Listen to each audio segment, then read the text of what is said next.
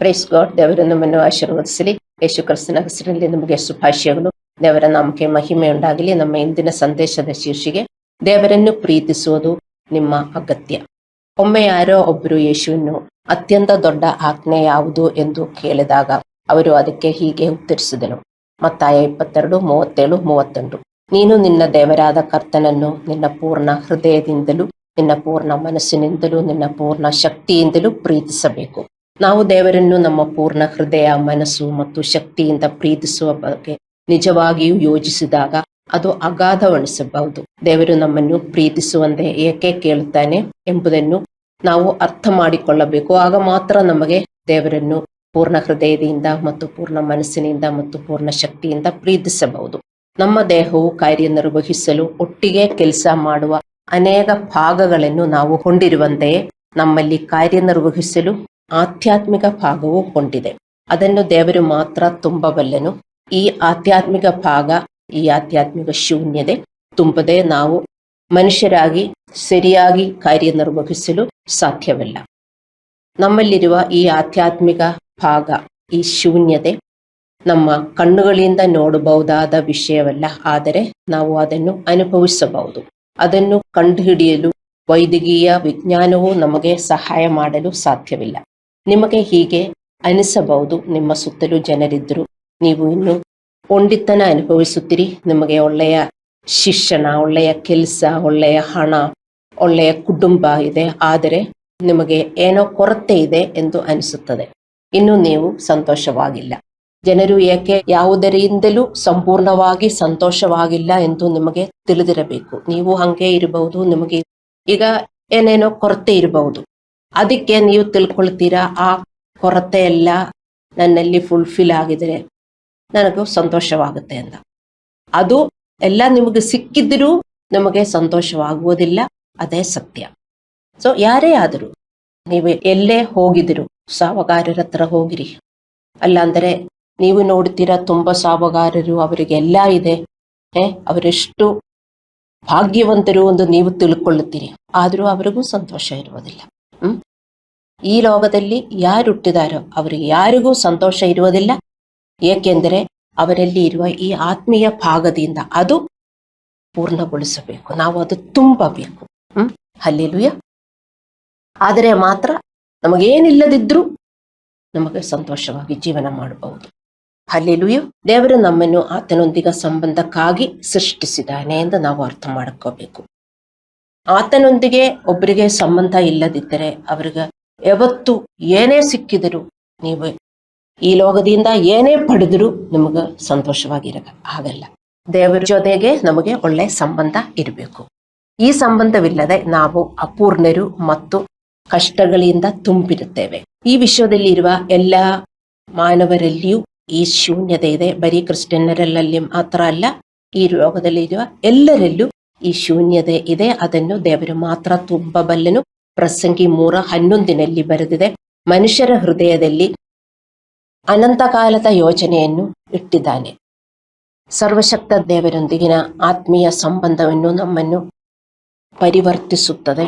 ನಾವು ಹೆಚ್ಚು ವಿನಮ್ರರಾಗುತ್ತೇವೆ, ಪ್ರೀತಿಯವರು ಆಗುತ್ತೇವೆ, ಸಂತೋಷದಾಯಕರು ಆಗುತ್ತೇವೆ, ನಾವು ಬುದ್ಧಿವಂತರಾಗುತ್ತೇವೆ. ಯಾವಾಗ? ನಮಗೆ ದೇವರೊಂದಿಗೆ ಸಂಬಂಧ ಇರುವಾಗ. ನಮಗೆ ದೇವರೊಂದಿಗೆ ಸಂಬಂಧವಿಲ್ಲದಿದ್ದರೆ ಇದು ಯಾವುದು ನಮಗೆ ಸಿಗೋದಿಲ್ಲ, ಎಲ್ಲಿಂದೂ ಸಿಗೋದಿಲ್ಲ. ಸಂತೋಷ ಸಿಗೋದಿಲ್ಲ, ಸಮಾಧಾನ ಸಿಗೋದಿಲ್ಲ. ಭಯದಿಂದಲ್ಲ, ನಂಬಿಕೆ ಮತ್ತು ಆತ್ಮವಿಶ್ವಾಸದಿಂದ, ತೃಪ್ತಿಯಿಂದ ನಾವು ಜೀವನ ಮಾಡ್ತೇವೆ. ಯಾವಾಗ? ದೇವರೊಂದಿಗೆ ನಮಗೆ ಸಂಬಂಧ ಇದ್ದರೆ. ನಾವು ಬಾಪ್ಟಿಸಮ್ ತಕ್ಕೊಂಡಿರೋದು ದೇವರೊಂದಿಗೆ ಸಂಬಂಧ ಉಂಟಾಗುವುದಕ್ಕೆ. ಆ ಸಂಬಂಧ ಉಂಟಾಗಿದರೆ ನಿಮ್ಮನ್ನು ನೋಡಿದರೆ ತುಂಬ ವಿನಮ್ರರಾಗಿ ಜೀವನ ಮಾಡುತ್ತೀರಿ. ತುಂಬ ಪ್ರೀತಿಯುಳ್ಳವರಾಗಿ, ಆ ಹೆಮ್ಮೆ ಎಲ್ಲ ಹಂಗೆ ಹೋಗ್ಬಿಡ್ತದೆ. ನಮ್ಮನ್ನು ನೋಡಿದರೆ ಗೊತ್ತಾಗುತ್ತದೆ ನಮ್ಮಲ್ಲಿ ತುಂಬ ವಿನಮ್ರತೆ, ತುಂಬ ಪ್ರೀತಿಯುಳ್ಳವರಾಗಿ ನಾವು ಬೆಳೆಯುತ್ತೇವೆ. ನಮಗೆಷ್ಟು ದೇವರ ಹತ್ರ ಕ್ಲೋಸ್ ಇರುತ್ತದೋ ಅಷ್ಟು ನಾವು ವಿನಮ್ರರಾಗುತ್ತೇವೆ, ಪ್ರೀತಿಯುಳ್ಳವರಾಗುತ್ತೇವೆ. ಹಲ್ಲೆಲೂಯಾ. ನಮ್ಮ ದೇಹವು ಕಾರ್ಯನಿರ್ವಹಿಸಲು ಪ್ರತಿಯೊಂದು ಅಂಗವೂ ಅಗತ್ಯವಾಗಿರುವಂತೆ ನಮ್ಮ ಆತ್ಮಗಳಿಗೆ ಆಳವಾದ ಶಾಶ್ವತವಾದ ಏನೋ ಒಂದು ಅಗತ್ಯವಿದೆ. ಅದು ಭೌತಿಕವಲ್ಲ, ಆಧ್ಯಾತ್ಮಿಕ. ನಮ್ಮಲ್ಲಿ ಪ್ರತಿಯೊಬ್ಬರಲ್ಲೂ ಇರುವ ಈ ಶೂನ್ಯತೆ, ಈ ಭಾಗ ದೇವರಿಗಾಗಿ ಇರುವ ಒಂದು ಸ್ಥಳ. ನಮ್ಮ ಹೃದಯ ಹೇಗೆ ವರ್ತಿಸುತ್ತದೆ, ನಮ್ಮ ಬಾಡಿಯಲ್ಲಿ ಇರುವ ಒಂದೊಂದು ಭಾಗಗಳು ಹೇಗೆ ವರ್ತಿಸುತ್ತದೆ ಅಂತ ನಮಗೆ ಗೊತ್ತಾಗುವುದಿಲ್ಲ ಅಲ್ಲವೇ? ಅದಂಗೆ ಆಟೋಮ್ಯಾಟಿಕ್ ಆಗಿ ವರ್ತಿಸುತ್ತಾ ಇರ್ತದೆ. ನಮಗೆ ಏನಾದರೂ ಒಂದು ಹೆಲ್ತ್ ಪ್ರಾಬ್ಲಮ್ ಬಂದರೆ ಡಾಕ್ಟರ್ ಹತ್ರ ಹೋಗಿದಾಗ ನಮಗೆ ಗೊತ್ತಾಗುತ್ತೆ, ಅಯ್ಯೋ ಅಂತ ಭಾಗಗಳೆಲ್ಲ ನಮಗೆ ಇದೆಯಾ ಅಂದ ನಮಗೆ ಆಶ್ಚರ್ಯ ಬರ್ತದೆ. ಅವರೊಂದೊಂದು ದೊಡ್ಡ ದೊಡ್ಡ ಹೆಸರು ಹೇಳ್ತಾರೆ, ನಮಗೆ ಅದೆಲ್ಲ ಅರ್ಥವಾಗುವುದಿಲ್ಲ. ಇದೆಲ್ಲ ನನ್ನೊಳಗೆ ಇದೆಯಾ ಅಂತ ನೀವೇ ಹೇಳ್ತೀರಿ. ಅದಕ್ಕೆ ಡ್ಯಾಮೇಜ್ ಆಯ್ತು, ಅದಕ್ಕೆ ಇದಿಲ್ಲ ಅದಿಲ್ಲ ಅನ್ನೆಲ್ಲ ಹೇಳಿದ್ರೆ ನಾವು ಹೋಗು ಅಂದೆಲ್ಲ ಹೇಳಿಕೊಂಡು ಬರಬಹುದು ಅಷ್ಟೇ. ನಮಗೇ ಗೊತ್ತಾಗುವುದಿಲ್ಲ. ಅಲ್ಲವೇ? ಅದೇ ತರ ನಮ್ಮ ಒಳಗಡೆ ದೇವರಿಗಾಗಿ, ಎಲ್ಲ ಜನರ ಒಳಗಡೆ ದೇವರಿಗಾಗಿ ಒಂದು ಸ್ಥಳ ಇದೆ. ಅದು ದೇವರಿಂದ ಮಾತ್ರ ತುಂಬಿಸಬಲ್ಲ. ವಿಶ್ವಾಸಿಗಳಾಗಿ ನೀವು ದೇವರಿಂದ ತುಂಬಿಸಲಿಲ್ಲದಿದ್ದರೆ ನಿಮಗೆ ಎಲ್ಲದಕ್ಕೂ ಕೊರತೆ ಉಂಟಾಗುತ್ತದೆ. ಸಂತೋಷ, ಸಮಾಧಾನ, ಹಣ, ಆರೋಗ್ಯ, ನೀವು ಅದು ತುಂಬಿಸಿದರೆ ಯು ಆರ್ ಫುಲ್. ಅರ್ಥ ಮಾಡಿಕೊಳ್ಳಿ. ಹಲ್ಲೆಲೂಯ. ಸೊ ನಮ್ಮಲ್ಲಿ ಪ್ರತಿಯೊಬ್ಬರಲ್ಲೂ ಇರುವ ಈ ಶೂನ್ಯತೆ, ಅದು ದೇವರಿಗಾಗಿ ಇರುವ ಶೂನ್ಯತೆ, ಅದು ದೇವರಿಗಾಗಿ ಇರುವ ಸ್ಥಳ. ಅದು ಖಾಲಿಯಾಗಿದ್ದರೆ ಸಣ್ಣ ನಿರಾಶೆಗಳು ಸಹ ಹೆಚ್ಚು ನೋವುಂಟಾಗುತ್ತದೆ. ಸಣ್ಣ ಸಣ್ಣ ನಿರಾಶೆಗಳು ಸಾಕು, ಸಣ್ಣ ಸಣ್ಣ ನೋವುಗಳು ಸಾಕು, ನಿಮಗೆ ತಡ್ಕೊಳ್ಳಕ್ಕಾಗಲ್ಲ. ಯಾಕೆ? ದೇವರೊಂದಿಗೆ ನಿಮಗೆ ಸಂಬಂಧ ಇಲ್ಲ ಅಂತ ಅರ್ಥ. ನೀವು ಅರ್ಥ ಮಾಡಿಕೊಳ್ಳಬೇಕು. ನಾವು ದೇವರ ಹತ್ರ ಬಂದಿದ್ದೇವೆ, ಜ್ಞಾನ ಸ್ನಾನ ತಕ್ಕೊಂಡಿದ್ದೇವೆ, ನಮಗೀಗ ದೇವರ ಬಗ್ಗೆ ಜ್ಞಾನ ಇದೆ. ಆ ಜ್ಞಾನದಲ್ಲಿ ನಡೆಯಿರಿ. ಇಲ್ಲದಿದ್ದರೆ ಸಣ್ಣ ಸಣ್ಣ ವಿಷಯಗಳು ನೀವು ತುಂಬಾ ದೊಡ್ಡದಾಗಿ ನೋಡಿ ನಿಮಗೆ ತಡ್ಕೊಳ್ಳಕ್ಕಾಗಲ್ಲ. ಮನುಷ್ಯ ಹೃದಯದಲ್ಲಿ ಅನಂತಕಾಲದ ಯೋಚನೆಯನ್ನು ಇಟ್ಟಿದ್ದಾನೆ ಎಂದು ನಾವು ಇಲ್ಲಿ ಓದಿದ್ದೇವೆ, ಪ್ರಸಂಗಿ 3:11. ಅಂದರೆ ಮನುಷ್ಯರ ಹೃದಯದಲ್ಲಿ ಒಂದು ಹಂಬಲವಿರುತ್ತದೆ, ಅದನ್ನು ದೇವರು ಮಾತ್ರ ಪೂರೈಸಬಲ್ಲರು. ನೀವು ಇದೆಲ್ಲ ನಾನು ಹೇಳಿದರೆ ನಿಮಗೆ ಅರ್ಥವಾಗುವುದಕ್ಕೆ ಏನು ಪಾಸ್ಟರ್ ಹೇಳ್ತಾ ಇದ್ದಾರೆ? ನೀವೊಂದು ಮೆಡಿಕಲ್ ಡಾಕ್ಟರ್ ಇಲ್ಲಿ ನಿಂತ್ಕೊಂಡು ನಮ್ಮ ದೇಹದ ಬಗ್ಗೆ ಎಲ್ಲ ಒಳಗಡೆ ಇರುವ ಎಲ್ಲ ಒಂದೊಂದು ವೇನು ಎಲ್ಲ ನನಗೆ ಗೊತ್ತಿಲ್ಲ ಏನೇನು ನನ್ನ ಒಳಗಡೆ ಇದೆ ಅಂತ ಅದೆಲ್ಲ ಎಕ್ಸ್ಪ್ಲೇನ್ ಮಾಡಿದರೆ ನಮಗೆ ಅರ್ಥವಾಗುತ್ತದಾ? ಇಲ್ಲ. ಆದರೂ ನಾವು ನೋಟೆಲ್ಲ ಬರೆದು ಬಿಟ್ಟು, ಹೌದು ಇದೆಲ್ಲ ನಾನು ಕೇರ್ ಮಾಡಬೇಕು, ಇದೆಲ್ಲ ನನ್ನಲ್ಲಿ ಇದೆ, ನನಗಿಷ್ಟೆಲ್ಲ ವೈಟಮಿನ್ಸ್ ಬೇಕು, ಇದೆಲ್ಲ ನಾವು ಬರೆದಿಟ್ಟು ಎಕ್ಸರ್ಸೈಸ್ ಬೇಕು, ಇದೆಲ್ಲ ನಾವು ಬರೆದಿಟ್ಟು ನಾವು ಕಾಪಾಡುತ್ತೇವೆ. ಅದೇ ತರ ಒಂದು ಪಾಸ್ಟರ್ ನಿಮಗೆ ಪ್ರೀಚ್ ಮಾಡಿದರೆ ನೀವು ನೋಟಿಟ್ಕೊಳ್ಳಬೇಕು. ನಿಮ್ಮ ಬಗ್ಗೆ ನಾನು ಪ್ರೀಚ್ ಮಾಡುವುದು, ನಿಮಗೆ ಒಳ್ಳೆಯದಾಗುವುದಕ್ಕೆ ನಾನು ಪ್ರೀಚ್ ಮಾಡುವುದು. ದೇವರೊಂದಿಗಿನ ನಿಜವಾದ ಸಂಬಂಧ ಮಾತ್ರ ಈ ಶೂನ್ಯತೆಯನ್ನು ತುಂಬಬಲ್ಲದು ಮತ್ತು ನಮಗೆ ಸಂತೋಷ ಮತ್ತು ತೃಪ್ತಿಯನ್ನು ತರಬಲ್ಲದು. ಅನೇಕರಿಗೆ ಇದರ ಬಗ್ಗೆ ತಿಳಿದಿಲ್ಲ, ವಿಶ್ವಾಸಿಗಳಿಗೂ ಕೂಡ ಇದರ ಬಗ್ಗೆ ತಿಳಿದಿಲ್ಲ. ಯಾಕೆ ವಿಶ್ವಾಸಿಗಳಿಗೆ ಇದರ ಬಗ್ಗೆ ತಿಳಿದಿಲ್ಲ? ಅವರು ಬೈಬಲ್ ಓದುವುದಿಲ್ಲ, ಪಾಸ್ಟರು ಪ್ರೀಚ್ ಮಾಡುವುದು, ಅವರು ನೋಟ್ ಬರೆದಿಡುವುದಿಲ್ಲ, ಅದರ ಪ್ರಕಾರ ಓದುವುದಿಲ್ಲ, ಅದರ ಪ್ರಕಾರ ಜೀವನ ಮಾಡುವುದಿಲ್ಲ. ಬರೀ ಪ್ರಾರ್ಥನೆ ಮಾಡುತ್ತಾರೆ, ಪ್ರಾರ್ಥನೆಯಲ್ಲಿ ಮಾತ್ರ ಉಳ್ಕೊಳ್ಳುತ್ತಾರೆ. ನೀವು ಎಷ್ಟು ಪ್ರಾರ್ಥನೆ ಮಾಡುತ್ತೀರೋ ಅಷ್ಟು ನೀವು ಬೈಬಲ್ ಓದಬೇಕು ದೇವರ ಮಕ್ಕಳೇ. ನಿಮಗಾಗುವುದಿಲ್ಲ, ಅದಕ್ಕೆ ನಿಮಗೆ ಜ್ಞಾನವಿಲ್ಲ. ಪಾಸ್ಟರ್ನ ಮೆಸೇಜ್ ಅನ್ನು ಕೇಳಿಸ್ಕೊಳ್ಳಬೇಕು. ಕೆಲವರು ಹೇಳ್ತಾರೆ ಏನಿಲ್ಲದಿದ್ರು ಪ್ರಾರ್ಥನೆ ಮಾಡ್ತೀರಿ ಅಲ್ಲವೇ, ಅವಾಗ ನಿಮಗೊಂದು ಒಂದು ರಿಲಿಜಿಯಸ್ ಸ್ಯಾಟಿಸ್ಫ್ಯಾಕ್ಷನ್ ಸಿಗುತ್ತದೆ. ಅದು ಏನೂ ಅಲ್ಲ ಅಂತ ನೀವು ಅರ್ಥ ಮಾಡಿಕೊಳ್ಳಬೇಕು. ಹಲ್ಲೆಲೂಯ. ಇದಕ್ಕಾಗಿಯೇ ದೇವರು ನಮ್ಮನ್ನು ಕೇಳುತ್ತಾನೆ, ಆತನನ್ನು ಪ್ರೀತಿಸಿ ಮತ್ತು ಆತನಿಗೆ ವಿಧೇಯರಾಗಿರಿ ಅಂತ. ನಾವು ದೇವರನ್ನು ಪಾಲಿಸದಿದ್ದರೆ, ದೇವರನ್ನು ಪ್ರೀತಿಸದಿದ್ದರೆ ನಾವು ಎಂದಿಗೂ ಸಂತೋಷ ಮತ್ತು ಶಾಂತಿಯಿಂದ ಇರಲು ಸಾಧ್ಯವಿಲ್ಲ. ದೇವರು ನಮಗೆ ಉತ್ತಮವಾದದನ್ನು ಬಯಸುತ್ತಾನೆ. ದೇವರನ್ನು ಪ್ರೀತಿಸುವುದರಿಂದ ನಮಗೆ ಈ ತೃಪ್ತಿ ಸಿಗುತ್ತದೆ ಮತ್ತು ನಾವು ಎಲ್ಲಾ ರೀತಿಯಲ್ಲಿ ಆಶೀರ್ವದಿಸಲ್ಪಡುತ್ತೇವೆ. ದೇವರು ಹೇಳ್ತಾ ಇದ್ದಾರೆ, ದೇವರ ಮೊದಲನೇ ಕಮಾಂಡ್ಮೆಂಟು ಏನು? ದೇವರನ್ನು ಪೂರ್ಣ ಹೃದಯದಿಂದ, ಪೂರ್ಣ ಮನಸ್ಸಿನಿಂದ, ಪೂರ್ಣ ಶಕ್ತಿಯಿಂದ ಪ್ರೀತಿಸುವಂತ. ನಾವು ದೇವರನ್ನು ಪ್ರೀತಿಸುವಂತ ಹೇಳಿದರೆ ನಾವು ದೇವರನ್ನು ಪಾಲಿಸಬೇಕು. ಪೂರ್ಣ ಹೃದಯದಿಂದ ನಾವು ಪಾಲಿಸಬೇಕು. ಲೂಕ 11:28 ಯೇಸುದೇವರು ಹೇಳಿದರು, ದೇವರ ವಾಕ್ಯವನ್ನು ಕೇಳಿ ಅದನ್ನು ಪಾಲಿಸುವವರೇ ಹೆಚ್ಚು ಧನ್ಯರು. ಬರೀ ಕೇಳಿಸ್ಕೊಂಡು ಹೋಗುವವರಲ್ಲ ಧನ್ಯರು, ಆಶೀರ್ವದಿಸಲ್ಪಡುವವರು, ಅದರ ಪ್ರಕಾರ ಜೀವನ ಮಾಡುವವರು. ಈಗ ಈ ಸತ್ಯವನ್ನು ಅರ್ಥ ಮಾಡಿಕೊಳ್ಳಿ. ನಾವು ದೇವರನ್ನು ಪ್ರೀತಿಸಿ ಪಾಲಿಸಿದಾಗ ನಮಗೆ ಆಧ್ಯಾತ್ಮಿಕ ಕಾರ್ಯಗಳು, ವಿಧೇಯತೆಯ ಕಾರ್ಯಗಳು ದೊರೆಯುತ್ತವೆ. ನಮಗೆ ಬೇಕಾಗಿರುವುದು ವಿಧೇಯತೆಯ ಕೆಲಸಗಳು. ನಾವು ದೇವರನ್ನು ಪ್ರೀತಿಸಿದರೆ ವಿಧೇಯತೆಯ ಕೆಲಸಗಳು ನಮಗೆ ಉಂಟಾಗುತ್ತದೆ. ಅದು ನಮಗೆ ಮಾತ್ರ ಸಂಪಾದಿಸುವುದಕ್ಕೆ ಆಗುತ್ತದೆ. ನನ್ನ obedience is in my hand, ನನ್ನ self control is in my hand. ನಾನು ಇನ್ನೊಬ್ಬರನ್ನು ಪ್ರೀತಿಸುವುದು, ಇನ್ನೊಬ್ಬರನ್ನು ಸಹಿಸುವುದು, ಇನ್ನೊಬ್ಬರನ್ನು ಫಾರ್ಗಿವ್ ಮಾಡುವುದು, ತಾಳ್ಮೆಯಿಂದ ವರ್ತಿಸುವುದು, ಅದೆಲ್ಲ ವಿಧೇಯತೆಯ ಕಾರ್ಯಗಳು. ಅದು ನಾನು ಮಾಡಿಕೊಳ್ಳಬೇಕು. ಅದು ನಾನು ಮಾಡಿಕೊಂಡ್ರೆ ದೇವರ ಅನುಗ್ರಹ ಮಾಡುತ್ತಾರೆ.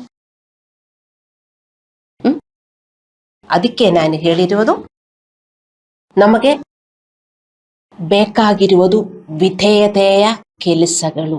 ಹೌದು, ಇವತ್ತು ನಮಗೆ ಕೊರತೆ ಇದೆ. ಎದಕ್ಕೆ ಕೊರತೆ ಇದೆ? ಹಣ ಇಲ್ಲ, ಒಳ್ಳೆ ಜಾಬ್ ಇಲ್ಲ, ಹೆಲ್ತ್ ಇಲ್ಲ, ಒಳ್ಳೆ ಮನೆ ಇಲ್ಲ. ಮಳೆ ಬರ್ತಾ ಇದೆ, ಮನೆ ಎಲ್ಲ ಸೋರ್ತಾ ಇದೆ. ಆದರೆ ನಾವೇನು ಅದಕ್ಕೆ ಹುಡುಕುತ್ತೇವೆ ದೇವರ ಮಕ್ಕಳೇ. ಆದರೆ ನಮಗೂ ಬೇಕಾಗಿರುವುದು ವಿಧೇಯತೆಯ ಕೆಲಸ. ನಾವು ದೇವರ ಹತ್ರ ಅಯ್ಯೋ ನನಗೆ ಆ ಆಶೀರ್ವಾದ ಕೊಡಿ, ಈ ಆಶೀರ್ವಾದ ಕೊಡಿ ಎಂದು ನಾವು ಹುಡುಕುತ್ತಾ ಇದ್ದೇವೆ. ವಿಧೇಯತೆಯ ಕೆಲಸ ದೇವರಿಗೆ ಮಾಡಕ್ಕಾಗಲ್ಲ. ಅದು ಯಾರಿಗೂ ಮಾಡಕ್ಕಾಗತ್ತೆ? ನಮಗ ಮಾತ್ರ. ನಮಗೆ ಬೇಕಾಗಿರುವುದು ವಿಧೇಯತೆಯ ಕೆಲಸಗಳು ಅಂತ ನೀವು ಅರ್ಥ ಮಾಡಿಕೊಳ್ಳಬೇಕು. ಅದರ ಮೂಲಕ ದೇವರು ಈ ಜೀವನ ಮತ್ತು ಶಾಶ್ವತತೆಯಲ್ಲಿ ನಮ್ಮನ್ನು ಆಶೀರ್ವದಿಸುತ್ತಾನೆ.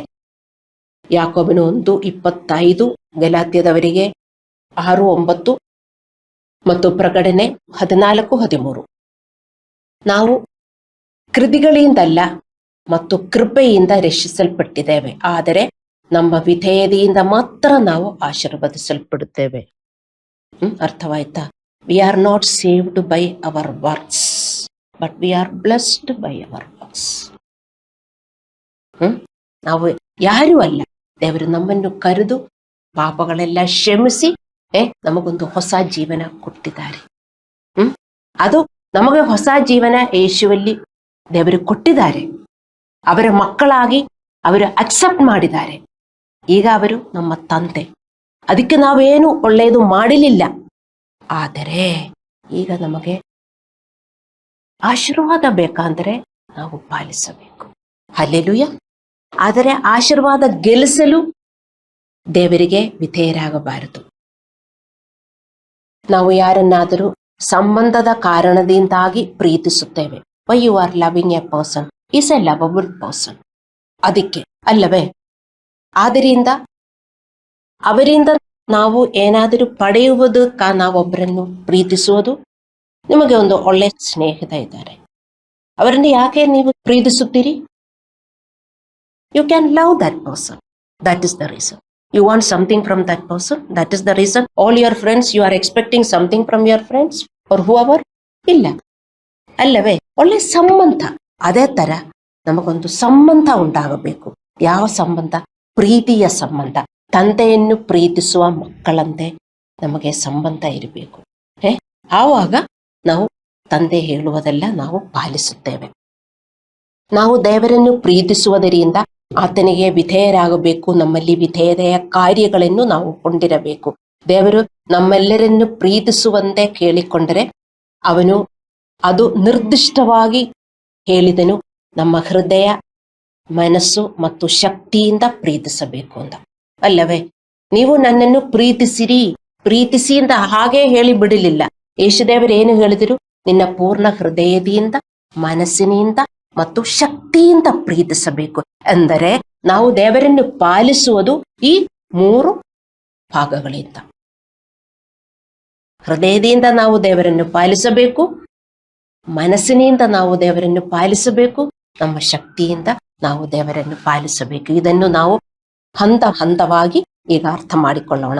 ಈ ಸತ್ಯವನ್ನು ಇಂದು ನಿಮ್ಮಲ್ಲಿ ಸ್ಪಷ್ಟ ಮತ್ತು ದೃಢವಾಗಿರಲಿ. ಹಲ್ಲೆಲೂಯಾ. ಮೊದಲು ನಾವು ದೇವರನ್ನು ನಮ್ಮ ಹೃದಯದಿಂದ ಹೇಗೆ ಪ್ರೀತಿಸುತ್ತೇವೆ ಎಂಬುದನ್ನು ಅರ್ಥ ಮಾಡಿಕೊಳ್ಳೋಣ. ನಮ್ಮ ಹೃದಯವು ಎಲ್ಲ ಉದ್ದೇಶಗಳು ಮತ್ತು ಭಾವನೆಗಳ ಕೇಂದ್ರವಾಗಿದೆ. ಇದಕ್ಕಿಂತ ಮುಖ್ಯವಾಗಿ ದೇವರನ್ನು ಪ್ರೀತಿಸುವುದು ಎಂದರೆ ಆತನ ಆಜ್ಞೆಗಳನ್ನು ಪಾಲಿಸುವುದು ಎಂದು ನೀವು ಅರ್ಥ ಮಾಡಿಕೊಳ್ಳಿ. ದೇವರನ್ನು ಪ್ರೀತಿಸುವುದಂದರೆ ನೀವೊಂದು ಹೊಸ ಹಾಡು ಹೇಳಿ ದೇವರೇ ನಾನು ಪ್ರೀತಿಸ್ತಾ ಇದ್ದೀನಿ ಇಂದ 1,000 ಅಲ್ಲ ಅಂದ್ರೆ 1,000,000 ಟೈಮ್ ಹೇಳಿದ್ರು ಅವರನ್ನು ಪಾಲಿಸುವುದಕ್ಕೆ ನೀವು ರೆಡಿ ಆಗಲಿಲ್ಲದಿದ್ದರೆ ನೀವು ಪ್ರೀತಿಸುತ್ತಾ ಇಲ್ಲ. ನಾವು ಪಾಲಿಸಕ್ಕೆ ರೆಡಿ ಆಗಿದ್ದರೆ ಮಾತ್ರ ದೇವರನ್ನು ನಾವು ಪಾಲಿಸುತ್ತೇವೆ.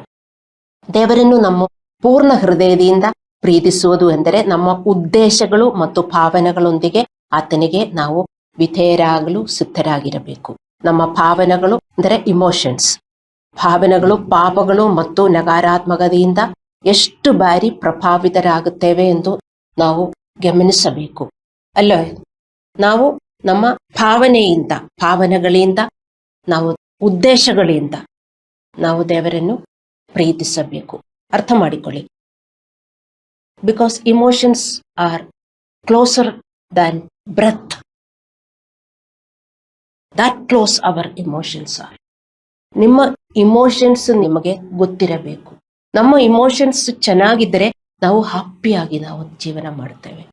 ಒಂದು ಹೂವು ನೋಡಿದ್ರೆ ಅಪ್ಪ wow what A beautiful flower, emotion change ಆಯಿತು.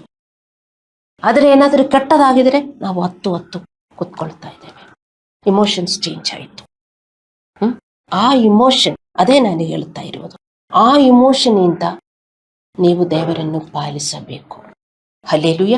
ನಾವು ಯಾವಾಗಲೂ ಅತೃಪ್ತಿಯಿಂದ ಇರ್ತೇವೆ. ಹತಾಶೆ, ಭಯ, ಕೋಪ, ಹೆಮ್ಮೆ, ಕಹಿ, ಸ್ವಯಂಕರಣೆ, ಅಪರಾಧ, ಸ್ವಾರ್ಥ ಇಂಥ ಭಾವನೆಗಳಿಂದ ನಾವು ಇರ್ತೇವೆ ಅಲ್ಲವೇ? ಅದಕ್ಕೆ ನಮಗೆ ಸಂತೋಷವಿಲ್ಲ. ದೇವರನ್ನು ಪಾಲಿಸುತ್ತಾ ಇದ್ದೀವಾ ಆವಾಗ? ಇಲ್ಲ. ನಮ್ಮ ಭಾವನೆಗಳು ನಮ್ಮನ್ನು ದೇವರ ಹತ್ತಿರಕ್ಕೆ ಎಳೆಯಬಹುದು ಅಥವಾ ದೇವರಿಂದ ದೂರ ಎಳೆಯಬಹುದು. ಹಲ್ಲೆಲೂಯ.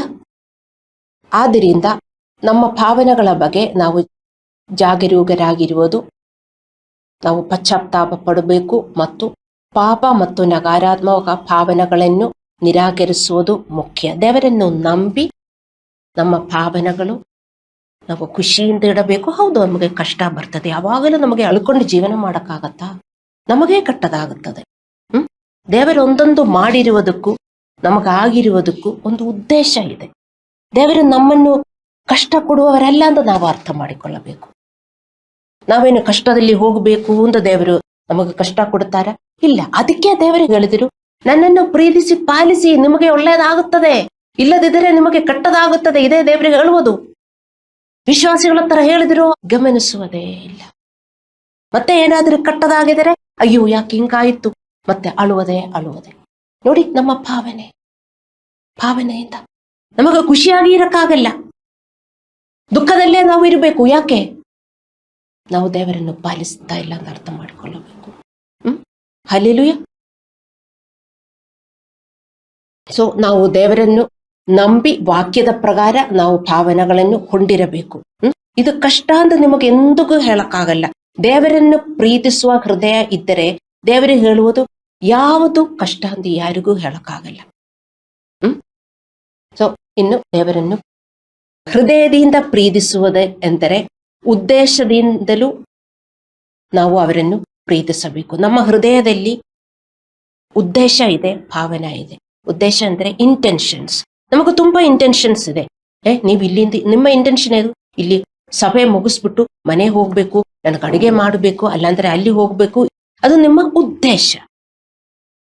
ಅಲ್ಲಾಂದ್ರೆ ನೀವು ಉದ್ದೇಶದಿಂದ ಒಬ್ಬರಿಗೆ ನೀವು ಸೇಡು ತೀರಿಸುತ್ತೀವಲ್ಲ. ಯಾರು ಸೇಡು ತೀರಿಸುವುದು? ಯಾರಾದ್ರೂ ಕಟ್ಟದು ಮಾಡಿದ್ರೆ ಮಾಡುತ್ತೀನಿ ನಾನು. ಅದು ಉದ್ದೇಶ. ಇಷ್ಟೆಲ್ಲ ಕಟ್ಟದು ಮಾಡಿದ್ರಲ್ಲ, ಬಿಡುವುದಿಲ್ಲ. ನೋಡು, ಉದ್ದೇಶ ಅದೆಲ್ಲಿಂದ ಬರ್ತದೆ? ಉದ್ದೇಶ ನಮ್ಮ ಹೃದಯದಿಂದ. ದೇವರು ಹೇಳ್ತಾ ಇದ್ದಾರೆ, ಆ ಉದ್ದೇಶದಿಂದ ನೀವು ನನ್ನನ್ನು ಪಾಲಿಸು ಅಂದರೆ ಆ ಉದ್ದೇಶದಿಂದ. ಹೌದು, I will ಒಬೇ god. I will ಒಬೇ. ಎಷ್ಟೇ ಕಷ್ಟವಾದರೂ ನಾನು ದೇವರನ್ನು ಪಾಲಿಸುವುದು ನನ್ನ ಒಳ್ಳೆಯದಕ್ಕೆ. ನಾನು ಪಾಲಿಸಿದರೆ ಪಾಸ್ಟರ್ಗೆಲ್ಲ ಒಳ್ಳೆಯದಾಗುವುದು, ಸಭಾ ವಿಶ್ವಾಸಿಗಳಿಗೆಲ್ಲ ಒಳ್ಳೆಯದಾಗುವುದು, ದೇವರಿಗಲ್ಲ, ನನಗೆ. ನಾನು ಒಬೇ ಮಾಡುತ್ತೇನೆ. ಇದೇ ನಿಮ್ಮ ಉದ್ದೇಶ. ಈ ಉದ್ದೇಶ ಇಲ್ಲದಿದ್ದರೆ ನಿಮಗೆ ಪಾಲಿಸಕ್ಕಾಗುವುದಿಲ್ಲ. ಉದ್ದೇಶ ಅರ್ಥ ಮಾಡಿಕೊಳ್ಳಿ. ನಾವು ಉದ್ದೇಶಪೂರ್ವಕವಾಗಿ ಅನೇಕ ಕೆಲಸಗಳನ್ನು ಒಂದು ದಿನ ನಾವು ಮಾಡ್ತೇವೆ ಅಲ್ಲವೇ? ಉದ್ದೇಶಪೂರ್ವಕವಾಗಿ.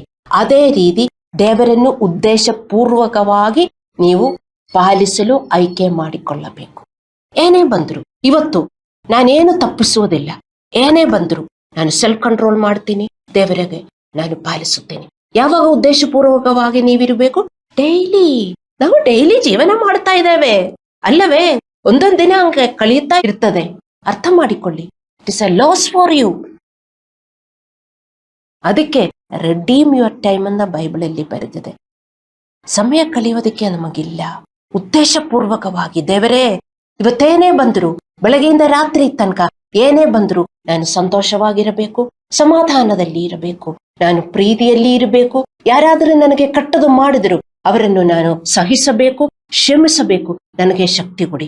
ಅದರ ಅರ್ಥ ಎಲ್ಲ ಚೆನ್ನಾಗಿ ಬರ್ತದ, ಕೆಟ್ಟದು ಬರ್ತದೆ. ಆವಾಗ ನಮಗೆ ಕೆಟ್ಟದು ಅದು ಹೇಗೆ ಎದುರಿಸಬಹುದು ಅಂತ ನಮಗೆ ಅರ್ಥವಾಗುತ್ತದೆ. ದೇವರು ನಮ್ಮನ್ನು ಪ್ರೀತಿಸಲು ಕರೆಯುವ ಎರಡನೇ ಕ್ಷೇತ್ರವಂದ್ರೆ ನಮ್ಮ ಪೂರ್ಣ ಮನಸ್ಸಿನಿಂದ. ದೇವರು ಹೇಳಿದ್ರು, ನಿನ್ನ ಮನಸ್ಸಿನಿಂದ ನನ್ನನ್ನು ಪ್ರೀತಿಸು, ನಿನ್ನ ಮನಸ್ಸಿನಿಂದ ನನ್ನನ್ನು ಪಾಲಿಸು. ನಮ್ಮ ಮನಸ್ಸಿನಲ್ಲಿ ಏನು ಹಾದು ಹೋಗ್ತಾ ಇದೆ? ಆಲೋಚನೆಗಳು. ಯಾವಾಗಲೂ ವಿ ಆರ್ ಥಿಂಕಿಂಗ್ ಅನಿಮಲ್ಸ್. ಯಾವಾಗಲೂ ನಾವು ಯೋಚನೆ ಮಾಡುತ್ತಾ ಇರ್ತೇವೆ. ನೀವೇನು ಯೋಚನೆ ಮಾಡ್ತಾ ಇದ್ದೀರಿ ಅಂತ ಸ್ವಲ್ಪ ಯೋಚನೆ ಮಾಡ್ರಿ. ಎಲ್ಲ ನೆಗೆಟಿವ್, ಕೆಟ್ಟದು ಅಲ್ಲವೇ? ನೀವು ಸ್ವಲ್ಪ ಗಮನಿಸಿದ್ರೆ ನಿಮಗೆ ಗೊತ್ತಾಗುತ್ತೆ, ಎಲ್ಲ ನೆಗೆಟಿವೇ. ಅಯ್ಯೋ ಏನು ಚೆನ್ನಾಗುವುದಿಲ್ಲ, ಅಲ್ಲಾಂದ್ರೆ ಜನರ ಬಗ್ಗೆ ಕೆಟ್ಟದು. ಒಂದು ಚೆನ್ನಾಗಿ ದೇವರ ವಾಕ್ಯದ ಪ್ರಕಾರ ನಾವು ಯೋಚನೆ ಮಾಡುವುದಿಲ್ಲ, ಹೌದಾ ಅಲ್ಲವೇ? ನೀವು ಹಾಗೆಯೇ ಜೀವನ ಮಾಡಿದರೆ ನೀವು ನಿಮ್ಮ ಮನಸ್ಸಿನಿಂದ ದೇವರನ್ನು ಪ್ರೀತಿಸುತ್ತಾ ಇಲ್ಲ. You cannot love God partially. ಎಲ್ಲದಿಂದ ನೀವು ಪಾಲಿಸಬೇಕು. ನಿಮ್ಮ ಯೋಜನೆಯಿಂದ ಆಲೋಚನೆಗಳಿಂದ ನೀವು ಪಾಲಿಸಬೇಕು. ಹೇಗೆ ನೀವು ಅದು ಮಾಡುವುದು? 2 ಕೊರಿಂಥದವರಿಗೆ 10:5 ಹೇಳುವ ಪ್ರಕಾರ ನಾವು ನಮ್ಮ ನಕಾರಾತ್ಮಕ ಆಲೋಚನೆಗಳನ್ನು ಸೆರೆ ಹಿಡಿಯಬೇಕು, ಅವುಗಳನ್ನು ತ್ಯಜಿಸಿ ಕ್ರಿಸ್ತುವಿಗೆ ವಿಧೇಯರಾಗಬೇಕು. ಅದು ಮಾಡ್ರಿ. ನೀವು ಹಾಗೆ ಮಾಡಿದರೆ ನೀವು ವಿಶ್ವಾಸದಲ್ಲಿ ಜೀವನ ಮಾಡುತ್ತೀರಿ, ಭಯದಲ್ಲಿ ಅಲ್ಲ. ಭಯ ನಮಗೆ ಬರುವುದೇ ಇಲ್ಲ. ಭಯ ಬರ್ತದೆ, ಅದರಲ್ಲಿ ನಾವು ಉಳಿಯುವುದಿಲ್ಲ. ಎಲ್ಲ ನಮಗೆ ಬರ್ತದೆ, ಎಲ್ಲ ಭಾವನೆಗಳು, ಎಲ್ಲ ಆಲೋಚನೆಗಳು ನಮಗೆ ಬರ್ತದೆ, ಆದರೆ ನಾವು ಅಲ್ಲಿ ಉಳಿಯುವುದಿಲ್ಲ. ಯಾವಾಗ ನಮ್ಮ ಮನಸ್ಸಿನಿಂದ ನಾವು ದೇವರನ್ನು ಪ್ರೀತಿಸಿದರೆ, ಹೃದಯದಿಂದ ದೇವರನ್ನು ಪ್ರೀತಿಸಿದರೆ. ಸೊ ಯಾವಾಗ ನಿಮಗೆ ಕೆಟ್ಟ ಯೋಚನೆಗಳು, ಭಯ ಅದೆಲ್ಲ ಬಂದರೆ ನೀವು ಅದು ಸೆರೆ ಹಿಡಿದು ನೀವು ಬಿಟ್ಟು ಮತ್ತು ದೇವರನ್ನು ನೀವು ಪಾಲಿಸಬೇಕು. ಹಲ್ಲೆಲೂಯಾ. ಈಗ 3ನೇದು ನಿಮ್ಮ ಶಕ್ತಿಯಿಂದ. ಈಗ ಗೊತ್ತಾಯ್ತಲ್ಲ, ಹೃದಯದಿಂದ, ಮನಸ್ಸಿನಿಂದ ಮತ್ತು 3ನೇದು ಶಕ್ತಿಯಿಂದ. ದೇವರು ನಮಗೆಲ್ಲ ಶಕ್ತಿ ಕೊಟ್ಟಿದ್ದಾರೆ. We have our own weaknesses and we have our own strength. ನಮಗೆ ವೀಕ್ನೆಸಸ್ ತುಂಬಾ ಇದೆ. ನಾವು ಬರೀ ಅದು ನೋಡ್ಬಿಟ್ಟು ದೇವರೇ ನನಗೆ ತುಂಬಾ ವೀಕ್ನೆಸ್ ಇದೆ, ನನಗೇನು ಮಾಡಕ್ಕಾಗಲ್ಲ ಅಂತ. ನಿಮಗೆ ಶಕ್ತಿ ಕೊಟ್ಟಿದ್ದಾರೆ, ಅದರಿಂದ ನೀವು ದೇವರಿಗೆ ಕೆಲಸ ಮಾಡಬೇಕು. ನೀವೆಲ್ಲಲ್ಲಿ ವೀಕ್ ಇದೀರೋ ಅಲ್ಲಿ ದೇವರೇ ನನ್ನನ್ನು ಶಕ್ತೀಕರಿಸು ಎಂದು ನೀವು ಪ್ರಾರ್ಥಿಸಬೇಕು. ಶಕ್ತಿಯಿಂದ ತುಂಬಿಸು ಎಂದು ನೀವು ಪ್ರಾರ್ಥಿಸಬೇಕು. ದೇವರನ್ನು ಪಾಲಿಸಲು ಮತ್ತು ಪ್ರೀತಿಸಲು ನಮ್ಮ ದೇಹವು ಒಂದು ಪಾತ್ರೆ. ನಿಮ್ಮ ದೈನಂದಿನ ಮತ್ತು ದೇವರ ಕೆಲಸ ಮಾಡುವ ಮೂಲಕ ನೀವು ದೇವರನ್ನು ಪ್ರೀತಿಸಬೇಕು ಮತ್ತು ಪಾಲಿಸಬೇಕು. ನಿಮ್ಮ ದೇಹವು ಪವಿತ್ರಾತ್ಮನ ದೇವಾಲಯವಾಗಿದೆ ಎಂದು ಅರ್ಥ ಮಾಡಿಕೊಳ್ಳಬೇಕು. We are God's temple. ನಾವು ನಮ್ಮ ದೇಹವನ್ನು ಸ್ವಚ್ಛವಾಗಿ ಮತ್ತು ಆರೋಗ್ಯವಾಗಿ ಇಡಬೇಕು, ದೇವರಿಗೆ ಸೇವೆ ಮಾಡಬೇಕು. ನಮಗೆ ಆರೋಗ್ಯ ಇಲ್ಲದಿದ್ರೆ ಸೇವೆ ಮಾಡಕ್ ಹೋಗಕ್ಕಾಗತ್ತಾ? ನಿಮಗೆ ತುಂಬಾ ಆರೋಗ್ಯ ಇದೆ, ಆದ್ರೂ ನೀವು ಸೇವೆ ಮಾಡಕ್ ಹೋಗಲ್ಲ ಅಲ್ಲವೇ? ನೀವು ಕೆಲಸಕ್ಕೆ ಹೋಗ್ತಿರಲ್ಲ, ಯಾರು ಕೊಟ್ಟಿರುವುದು ಶಕ್ತಿ? ದೇವರು ಕೊಟ್ಟಿರುವುದು. If you are bedridden, can you go and work? No. ದೇವರು ಕೊಟ್ಟಿರುವ ಶಕ್ತಿಯಿಂದ ನಾವು ಎದ್ದು ಓಡಾಡುತ್ತೇವೆ ಅಲ್ಲವೇ? ನಾವೇನೇ ಕೆಲಸ ಮಾಡಿದರೂ ದೇವರು ಕೊಟ್ಟಿರುವ ಶಕ್ತಿಯಿಂದ, ಆ ಶಕ್ತಿಯಿಂದ ದೇವರ ಕೆಲಸ ನಾವು ಮಾಡಬೇಕು. ಆದರೆ ಮಾತ್ರ ನಾವು ದೇವರನ್ನು ಪ್ರೀತಿಸುತ್ತೇವೆ. ನಿಮಗೆ ಶಕ್ತಿ ಇದೆ, ದೇವರೇ ನನಗೆ ಕೆಲಸ ಕೊಡು, ದುಡ್ಡಿಲ್ಲ ಅಂತ ಮಾತ್ರ ನೀವು ಪ್ರಾರ್ಥಿಸ್ತಾ ಇದ್ದೀರಾ? ಅದಕ್ಕೆ ನಾನು ಯಾವಾಗಲೂ ಹೇಳುವುದು, ನೀವು ಪ್ರಾರ್ಥಿಸಿ, ದೇವರೇ ನನ್ನನ್ನು ಯೂಸ್ ಮಾಡಿ, ನನ್ನನ್ನು ಉಪಯೋಗಿಸಿ ಸ್ವಾಮಿ, ನಿನ್ನ ಸೇವೆ ನಾನು ಮಾಡಬೇಕು, ಡೈಲಿ ಮಾಡಬೇಕು, ನನಗೆ ಆ ಕೆಲಸ ಇದೆ ಈ ಕೆಲಸ ಇದೆ ಅಂತ ನೀವು ಕೇಳಬಾರದು. ಹಲ್ಲೆಲೂಯಾ. ಸೊ ದೇವರು ನಮಗೆ ಶಕ್ತಿ ಮತ್ತು ಸಮಯವನ್ನು ಕೊಟ್ಟಿದ್ದಾರೆ. ಅದರೊಂದಿಗೆ ನಾವು ದೇವರ ಸೇವೆ ಮಾಡಬೇಕು. ನಿಮ್ಮ ಶಕ್ತಿ ಮತ್ತು ಸಮಯವನ್ನು ನಿಮಗೋಸ್ಕರ ಮಾತ್ರ ದೇವರ ಮಕ್ಕಳೇ ಉಪಯೋಗಿಸಬಾರದು. ದೇವರ ಶಕ್ತಿ ಕೊಟ್ಟಿದ್ದಾರೆ, ಅದಕ್ಕೆ ನಿಮಗೆ ಕಾಲೇಜಿಗೆ ಹೋಗಕ್ಕಾಗತ್ತೆ, ಅದು ಮಾಡಕ್ಕಾಗತ್ತೆ, ಇದು ಮಾಡಕ್ಕಾಗತ್ತೆ ಅಲ್ಲವೇ? ದೇವರ ಶಕ್ತಿ ಕೊಡ್ಲಿಲ್ಲ ಅಂದ್ರೆ ಓಡಾಡಕ್ಕಾಗತ್ತಾ? ಇಲ್ಲ. ಸಮಯ ಕೊಟ್ಟಿದ್ದಾರೆ, ಅದೆಲ್ಲ ನಿಮಗೋಸ್ಕರ ನೀವು ಯೂಸ್ ಮಾಡಬಾರದು, ದೇವರಿಗೋಸ್ಕರ ನೀವು ಯೂಸ್ ಮಾಡಬೇಕು. ಹಾಗೆಯೇ ನೀವು ದೇವರನ್ನು ಶಕ್ತಿಯಿಂದ ಪ್ರೀತಿಸುವುದು ಮತ್ತು ನಿಮ್ಮ ಶಕ್ತಿಯ ಮತ್ತು ಸಮಯದ ಉಳಿದ ಭಾಗವನ್ನು ದೇವರಿಗೆ ಕೊಡಬೇಡಿ. ಎಲ್ಲ ಮಾಡಿಬಿಟ್ಟು ಇವತ್ತು ಟೈಮ್ ಇಲ್ಲ, ಸಿಸ್ಟರ್ ಕರೀತಾರೆ, ಇವಾಂಜಲಿಸಮ್ ಹೋಗಕ್ ಬರ್ತೀರಾ? ಇಲ್ಲ, ತುಂಬಾ ಸುಸ್ತು ಸಿಸ್ಟರ್, ಈಗ ಬಂದಿದ್ದೀನಿ, ಅಲ್ಲಾಂದ್ರೆ ಮನೆಯಲ್ಲಿ ತುಂಬಾ ಕೆಲಸ ಸಿಸ್ಟರ್, ಹಂಗೆಲ್ಲ ಹೇಳ್ಬಾರದು. ಎಷ್ಟೇ ಕೆಲಸ ಇದ್ರು ನೀವು ದೇವರ ಕೆಲಸಕ್ಕೆ ಏನು ಎಕ್ಸ್ಕ್ಯೂಸ್ ಹೇಳಬಾರದು. ಯಾವಾಗಲೂ ರೆಡಿ ಆಗಿರಬೇಕು. ನೀವು ಆಫೀಸಲ್ಲಿ ನಿಮ್ಮ ಬಾಸ್ ಕರೆದ್ರೆ ಹಂಗೆ ಹೇಳ್ತೀರಾ? ಇಲ್ಲ ಬಾಸ್, ನಾನು 2 ದಿನ ಬರಲ್ಲ ಹೇಳ್ತೀರಾ? ಮನೆಯಲ್ಲಿ ಕುತ್ಕೊಳ್ಳಿ ಅಂತ ಹೇಳ್ತಾರೆ. ಅಲ್ಲವೇ? ಮತ್ತೆ ದೇವರಿಗೂ ಮಾತ್ರ ನೀವು ಹಂಗೆ ಹೇಳಿದ್ರೆ, ಇವತ್ತು ನನಗೆ ತುಂಬಾ ನಿದ್ದೆ ಬರ್ತಾ ಇದೆ, ಯಾಕೋ ಗೊತ್ತಿಲ್ಲ ಸಿಸ್ಟರ್, ತುಂಬಾ ತಲೆನೋವು ಬರ್ತಾ ಇದೆ. ಆ ತಲೆನೋವು ಇಟ್ಕೊಂಡು ಆಫೀಸಲ್ಲಿ ಹೋಗಿ ಫುಲ್ ಟೈಮ್ ಕಂಪ್ಯೂಟರ್ ಮುಂದೆ ಎಲ್ಲ ಮಾಡಿಕೊಂಡು ಬಂದವರು ದೇವರ ಕೆಲಸಕ್ಕೆ ಹೋಗಕ್ಕೆ ಇಲ್ಲ, ಆಫೀಸಿಂದ ಈಗ ಬಂದಿದೆ, ಹೋಗ್ರಿ ದೇವರ ಕೆಲಸಕ್ಕೆ, ನೀವು ಆಶೀರ್ವದಿಸಲ್ಪಡ್ತೀರಿ. ಶಕ್ತಿಯಿಂದ ಲೆಫ್ಟ್ ಓವರ್ಸ್ ಕೊಡ್ಬೇಡ ದೇವರಿಗೆ. ನಿಮ್ಮ ಲೆಫ್ಟ್ ಓವರು ಅಂದ್ರೆ ನಿಮ್ಮ ಅಯ್ಯೋ ಶಕ್ತಿ ಇಲ್ಲ, ಯಾರು ಕರೆದರೂ ನನಗೆ ಆ ಕೆಲಸ ಇದೆ ಈ ಕೆಲಸ ಇದೆ, ಅಲ್ಲಾಂದ್ರೆ ನನಗೆ ಸುಸ್ತು, ನನಗೆ ಆರೋಗ್ಯ ಇಲ್ಲ. ಯಾಕೆ ಆರೋಗ್ಯ ಇಲ್ಲ? ಅಲ್ಲಾಂದ್ರೆ ಅದು ಇದು ಎಲ್ಲ ಹೇಳುತ್ತೀರಿ. ಆದರೆ ನೀವು ದೇವರಿಗೆ ನಿಮ್ಮ ಉಳಿದದನ್ನು ಕೊಡ್ತಾ ಇದ್ದೀರಿ ಅಂತ ಅರ್ಥ. ಎಂದರೆ ನಿಮಗೆ ಯಾವಾಗ ಟೈಮ್ ಅನಿಸುತ್ತದೋ ಆವಾಗ ನಾನು ಹೋಗ್ತೀನಿ. ನನಗೆಲ್ಲ ಚೆನ್ನಾಗಿದ್ದರೆ, ನಾನು ಹೆಲ್ತಿ ಆಗಿದ್ರೆ, ನನಗೆ ಇವತ್ತು ಪೂರ್ಣ ಆರೋಗ್ಯ ಇದ್ರೆ ಆದ್ರೂ ಹೋಗಲ್ಲ. ಯಾರಾದ್ರೂ ಬಲವಂತವಾಗಿ ಹಿಡಿದರೆ, ಹೌದು ಸಿಸ್ಟರ್ ಇವತ್ತು ಪರವಾಗಿಲ್ಲ ಬರಬಹುದು ಎಂದು ಹೇಳ್ಬಿಟ್ಟು ಹೋಗ್ತಾರೆ.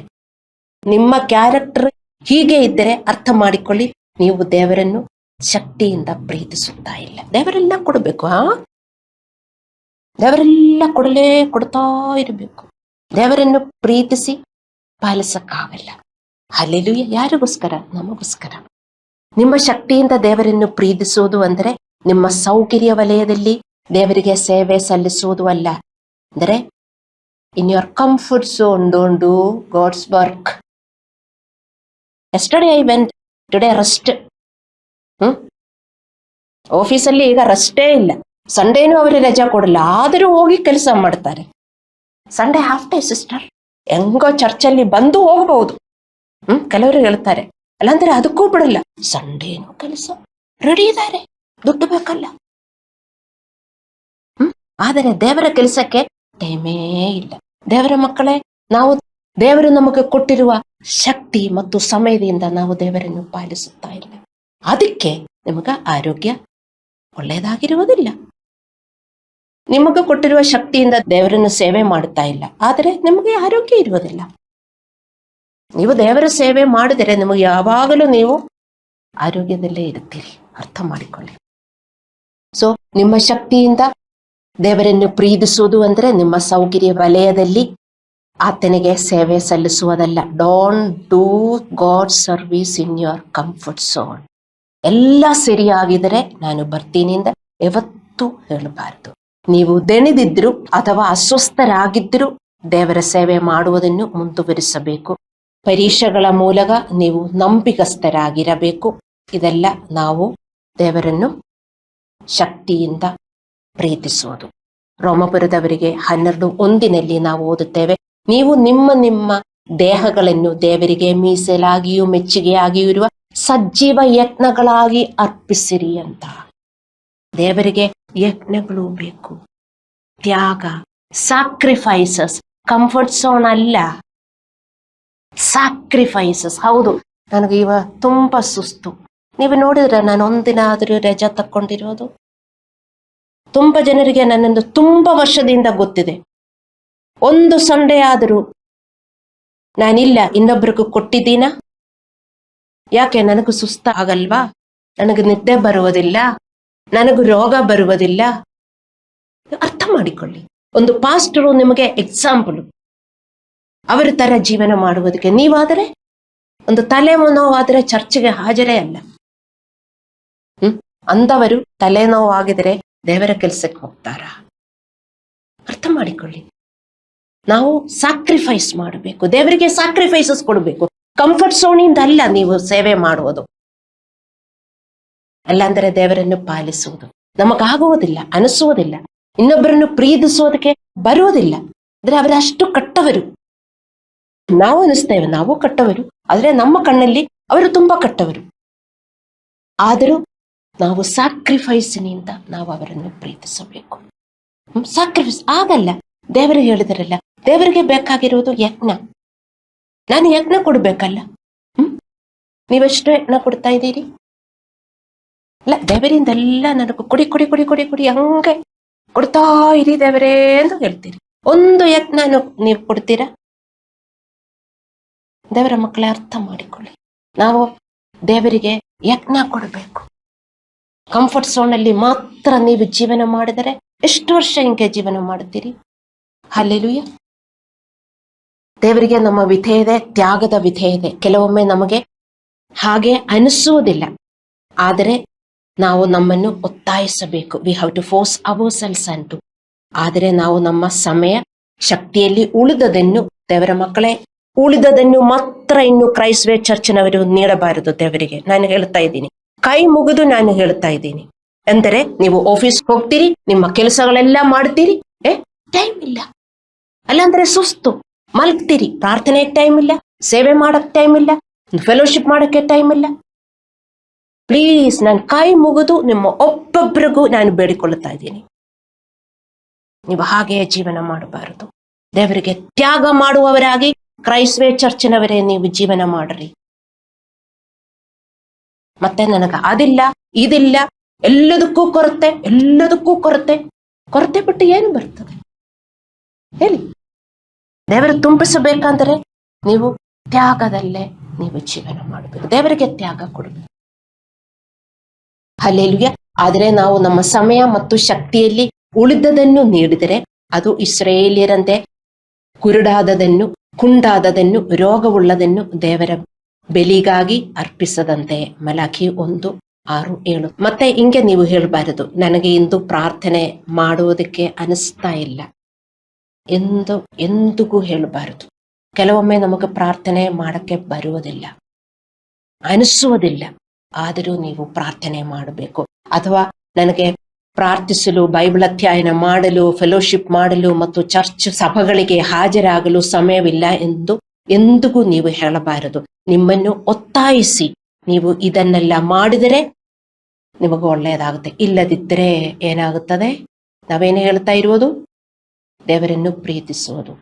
ಯಾಕೆ ದೇವರು ಹೇಳಿರುವುದು ದೇವರನ್ನು ಪೂರ್ಣ ಹೃದಯದಿಂದ, ಮನಸ್ಸಿನಿಂದ, ಶಕ್ತಿಯಿಂದ ಪ್ರೀತಿಸಬೇಕು ಅಂತ? ನಿಮಗೆ ಒಂದು ಆತ್ಮೀಯ ಸ್ಥಳ ನಿಮ್ಮ ಹೃದಯದಲ್ಲಿ ಇದೆ, ಅದು ನಿಮಗೆ ಗೊತ್ತಾಗಲ್ಲ. ಅದು ನೀವು ತುಂಬಿಸಬೇಕು. ದೇವರಿಂದ ಮಾತ್ರ ಅದು ತುಂಬಿಸಕ್ಕಾಗತ್ತೆ. ಆ ಸ್ಥಳ ದೇವರಿಗೆ ಇರುವ ಸ್ಥಳ, ನಿಮಗೆ ಮಾತ್ರ ಅಲ್ಲ, ಈ ಲೋಕದಲ್ಲಿ ಇರುವ ಎಲ್ಲರಿಗೂ ಇದೆ. ಅದಕ್ಕೆ ಅವರಿಗೆ ಯಾವಾಗಲೂ ಪಾನಿಕ್ ಅಟ್ಯಾಕ್ ಆಗುವುದು ಯಾಕೆ? ಈ ಸ್ಥಳದಲ್ಲಿ ಅವರು ಬೇರೆ ಎಲ್ಲ ತುಂಬಿಸುತ್ತಾರೆ. ಹಣ, ಎಜುಕೇಶನ್, ಇನ್ನೂ ಹಣ, ಈ ಲೋಕದಿಂದ ಎಲ್ಲ ಸಕ್ಸಸ್ಸು, ಅದು ಎಲ್ಲ ಅವರು ತುಂಬಿಸಿ ತುಂಬಿಸಿ ತುಂಬಿಸಿ ಇಟ್ಟರು. ಎಲ್ಲ ಸಿಕ್ಕಿದರೂ ಅವರಿಗೆ ಸಂತೋಷ ಇಲ್ಲ. Panic attack. Small things will make them panic attack. Why? ಇದು ತುಂಬಿಸುವುದಿಲ್ಲ. ಅದಕ್ಕೆ ದೇವರ ಮಕ್ಕಳೇ, ನೀವು ಅರ್ಥ ಮಾಡಿಕೊಳ್ಳಿ. ಇದು ದೇವರಿಗಿರುವ ಸ್ಥಳ. ದೇವರ ನೀತಿಯಿಂದ ಮಾತ್ರ ಇದು ತುಂಬಿಸುವುದಕ್ಕಾಗುತ್ತದೆ. ಅದಕ್ಕೆ ದೇವರು ಹೇಳಿರುವುದು, ಅದು ತುಂಬಿಸಬೇಕಂದ್ರೆ ನಾವು ದೇವರನ್ನು ಪೂರ್ಣ ಹೃದಯದಿಂದ, ಪೂರ್ಣ ಮನಸ್ಸಿನಿಂದ, ಶಕ್ತಿಯಿಂದ ನಾವು ದೇವರನ್ನು ಪ್ರೀತಿಸಬೇಕು, ದೇವರನ್ನು ಪಾಲಿಸಬೇಕು. ಅರ್ಥ ಮಾಡಿಕೊಳ್ಳಿ ದೇವರ ಮಕ್ಕಳೇ. ನೀವು ಹಾಗೆ ಮೆಸೇಜ್ ಕೇಳಿಸ್ಕೊಂಡು ಹೋಗಬಾರದು. ನೀವು ಹೋಗಿಬಿಟ್ಟು ನೀವು ಒಬೆ ಮಾಡಿರಿ. ದೇವರಿಗೆ ಎಂದು ಉಳಿದದನ್ನು ಕೊಡಬಾರದು. ದೇವರಿಗೆ ಯಜ್ಞ ಕೊಡಿರಿ. First importance, early in the morning, get up and pray. ನಿಮಗ ಅನಿಸೋದಿಲ್ಲ, ಎಷ್ಟೇ ಚಳಿ ಆದರೂ get up and pray. Bless ಮಾಡಿರಿ ಎಲ್ಲರನ್ನು. ಮಳೆ ಇದ್ರು ನೀವು ನಿಮ್ಮ ಸೇವೆಗೆ ಹೋಗಬೇಕು. 2 ದಿನ ಮಳೆ ಇತ್ತು, ನೀವು ಆಫೀಸ್ ಹೋಗಲಿಲ್ಲ. 3 ದಿನ ಕಂಟಿನ್ಯೂಸ್ ಮಳೆ ಇತ್ತು. Working from home. ದೇವರ ಕೆಲಸನೂ ವರ್ಕಿಂಗ್ ಫ್ರಮ್ ಹೋಮ್ ಆಗುತ್ತದೆ. ಸ್ವಲ್ಪ ಟೈಮ್ ದೇವರಿಗೋಸ್ಕರ ದೇವರ ಕಡೆ ಕುತ್ಕೊಂಡು ಪ್ರೇಯರ್ ಮಾಡ್ರಿ. ಒಬ್ಬರಿಗೆ ಫೋನ್ ಮಾಡ್ರಿ. ಟೈಮ್ ದೇವರಿಗೋಸ್ಕರ ಇಡಿ. ವರ್ಕಿಂಗ್ ಫ್ರಮ್ ಹೋಮ್ ದೇವರ ಕೆಲಸ. ಮಳೆ ಇದೆ ಅಂದ, ಮಳೆ ಇದೆ ಎಂದು ಹೇಳ್ಬಿಟ್ಟು ಹೋಗಿ ಮಲ್ಕೊಳ್ಳುತ್ತಾರೆ. ಅಲ್ಲಾಂದ್ರೆ ಚೆನ್ನಾಗಿ ಬಜ್ಜಿ ಬೋಂಡ ಎಲ್ಲ ಮಾಡಿ ತಿಂತಾರೆ. ಮಳೆ ಇವತ್ತು ಇವಾಂಜಲಿಸ ಹೋಗ್ಬೇಕಂದ್ರೆ ಮಳೆ ಬಂದಿದೆ ಸಿಸ್ಟರ್, ಅದಕ್ಕೆ ಬಜ್ಜಿ ಕರೀತಾ ಇದ್ದೀನಿ, ಬನ್ನಿ ಸಿಸ್ಟರ್ ನಿಮ್ಗೂ ಕೊಡ್ತೀನಿ. ವರ್ಕ್ ಫ್ರಮ್ ಹೋಮ್ ರೀ, ಆಗಲ್ಲ.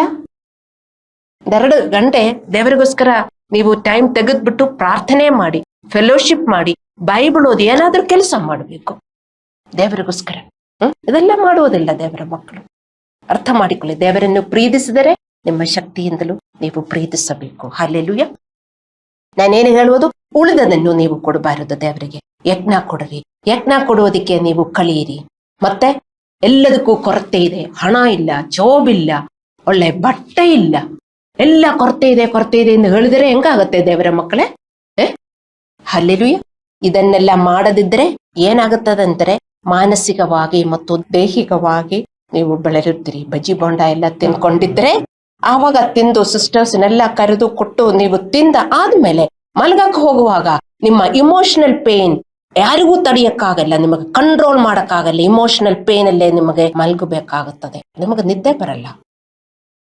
ಅರ್ಥ ಮಾಡಿಕೊಳ್ಳಿ. ಯಾಕೆ? ಇಮೋಷನಲ್ ಪೇನ್ ದೇವರಿಗೆ ಮಾತ್ರ ವಾಸಿ ಮಾಡಕ್ಕಾಗುತ್ತದೆ. ಅದು ನಮ್ಮ ಹೃದಯ ತುಂಬಿದರೆ ಮಾತ್ರ. ಅದಕ್ಕೆ ನಾನು ಹೇಳುವುದು. ಸೊ ಅರ್ಥ ಮಾಡಿಕೊಳ್ಳಿ. ದೇವರನ್ನು ನಮ್ಮ ಪೂರ್ಣ ಹೃದಯದಿಂದ, ಪೂರ್ಣ ಮನಸ್ಸಿನಿಂದ, ಶಕ್ತಿಯಿಂದ ನೀವು ಪ್ರೀತಿಸಬೇಕು. ನೀವು ದೇವರನ್ನು ವಿಧೇಯರಾಗುವುದನ್ನು ತ್ಯಾಗದಿಂದ ಮಾಡಿದಾಗ ನೀವು ದೇವರನ್ನು ಗೌರವಿಸುತ್ತೀರಿ ಮತ್ತು ನೀವು ಆಶೀರ್ವದಿಸಲ್ಪಡ್ತೀರಿ. ನಿಮ್ಮ ಜೀವನ ಉತ್ತಮವಾಗುತ್ತದೆ. ಇಲ್ಲದಿದ್ದರೆ ನೀವು ದಣದು ಇಮೋಷನಲ್ ಪೇನ್ ಯಾರಿಗೂ ತಡೆಯಕ್ಕಾಗಲ್ಲ.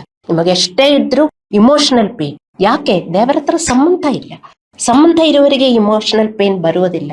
ಬರ್ತದೆ, ಅದು ಹಂಗೆ ಕಂಟಿನ್ಯೂ ಆಗಲ್ಲ. ಅರ್ಥ ಮಾಡಿಕೊಳ್ಳಿ ದೇವರ ಮಕ್ಕಳೇ. ನಾವು ಕಣ್ಣುಗಳನ್ನು ಮುಚ್ಚಿ ಪ್ರಾರ್ಥನೆ